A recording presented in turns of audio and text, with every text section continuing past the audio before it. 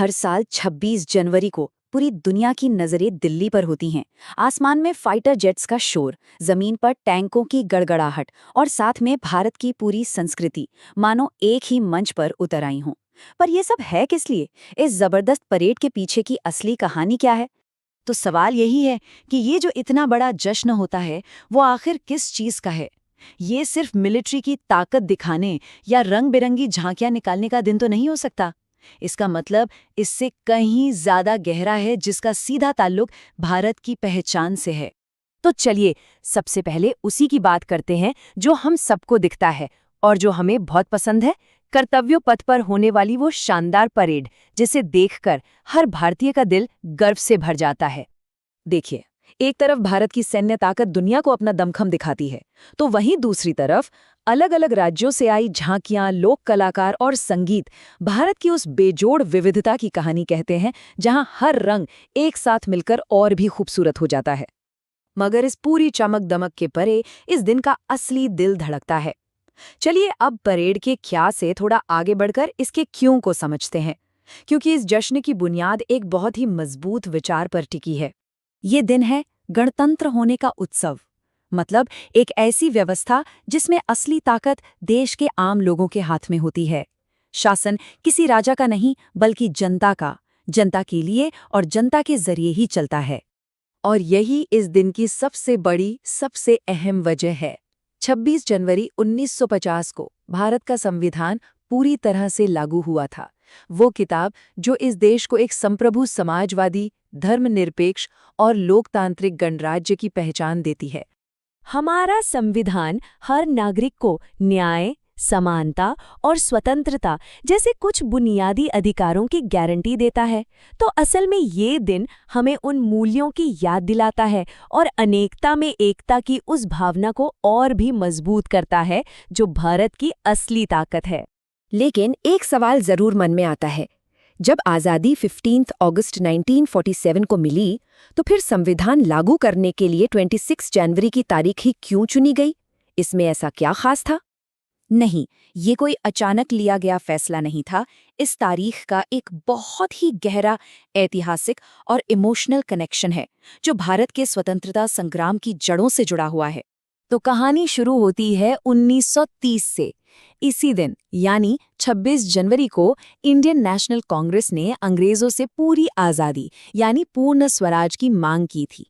उस ऐतिहासिक दिन की याद को हमेशा जिंदा रखने के लिए ठीक 20 साल बाद इसी तारीख को भारत को एक गणतंत्र घोषित किया गया।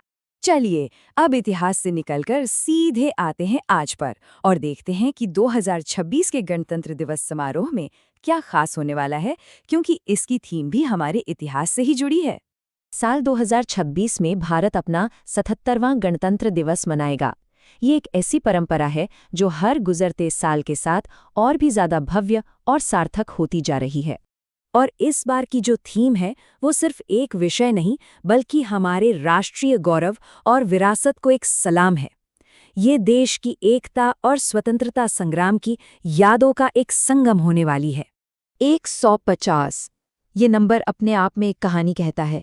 ये किसी बहुत खास चीज के 150 साल पूरे होने का जश्न है। पर किस चीज के? ये जश्न है राष्ट्रीय गीत वंदे मातरम के 150 सालों का। सोचिए, 2026 की परेड उस गीत को समर्पित होगी जो आज़ादी की लड़ाई में क्रांतिकारियों के लिए सिर्फ एक नारा नहीं, बल्कि प्रेरणा और हिम्मत का सबसे बड़ा जरिया था। पर गणतंत्र दिवस का जश्न सिर्फ कर्तव्य पथ की परेड पर खत्म नहीं होता। इसके बाद ये एक बड़े सांस्कृतिक मेले का रूप ले लेता है, जिसका नाम है भारत पर्व। जी हाँ, परेड के बाद ये उत्सव दिल्ली के ऐतिहासिक लाल किले पहुंच जाता है, जहां आम लोग भी देश की संस्कृति और विविधता को करीब से महसूस कर सकते हैं। भारत पर्व, जैसा कि नाम से ही जाहिर है, ये पूरे भारत का उत्सव है। पर्यटन मंत्रालय का ये आयोजन देश के कोने कोने की संस्कृति को एक ही जगह पर जिंदा कर देता है। यहाँ गणतंत्र दिवस परेड की झांकियां दोबारा देखने को मिलती हैं, अलग अलग राज्यों के लजीज पकवानों का स्वाद मिलता है और देश भर के हस्तशिल्प और सांस्कृतिक कार्यक्रम देखने को मिलते हैं। ऐसा लगता है मानो पूरा भारत एक ही जगह सिमट आया हो। और ये झांकियां सिर्फ सजावटी गाड़ियां नहीं होती। हर झांकी अपने राज्य की एक कहानी सुनाती है, वहाँ की परंपरा, वहाँ की कला और वहाँ की तरक्की की कहानी। देखिए, चंडीगढ़ से लेकर अरुणाचल प्रदेश तक, लद्दाख से लेकर कर्नाटक तक और यहाँ तक कि डीआरडीओ जैसे वैज्ञानिक संगठन भी, ये सब मिलकर दिखाते हैं कि भारत की तरक्की और संस्कृति कैसे कदम से कदम मिलाकर आगे बढ़ रही है। तो कुल मिलाकर बात यह है कि परेड वो शानदार तस्वीर है जिसे दुनिया देखती है, लेकिन इस तस्वीर का जो गहरा मतलब है वो है संविधान और उन लोकतांत्रिक मूल्यों का उत्सव जिन पर ये देश खड़ा है। ये शक्ति और सिद्धांत का एक बेहतरीन बैलेंस है। तो आखिर में गणतंत्र दिवस सिर्फ इतिहास को याद करने का दिन नहीं है, बल्कि भविष्य के लिए किए गए वादों को दोहराने का दिन है। और सोचने वाली बात यह है कि एक दस्तावेज, हमारा संविधान, आज भी 125 करोड़ से ज्यादा लोगों को एक साथ जोड़े रखने और आगे बढ़ने की प्रेरणा कैसे देता है।